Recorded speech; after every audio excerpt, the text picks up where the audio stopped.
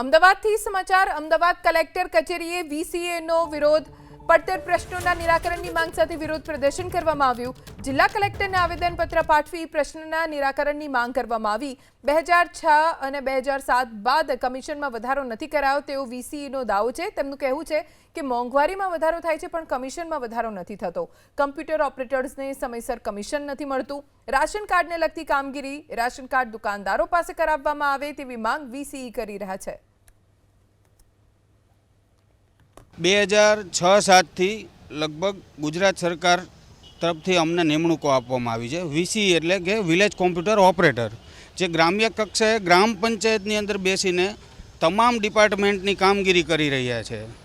તો આજે અમારી રજૂઆત એ હતી કે 2006-07ની અંદર અમોને જે કમિશન ગુજરાત સરકાર દ્વારા નક્કી કરવામાં આવ્યું હતું, આજની મોંઘવારીના પ્રમાણે એ જ કમિશનથી અમારી પાસે કામ કરાવવામાં આવે છે। અમને જે કમિશન મળે છે તેમાં મહત્ત્વપૂર્ણ વધારો થાય, જેથી કરીને અમારે ઘર પરિવાર ચલાવવાનું સરળ બને અને અમોને ન્યાય મળે।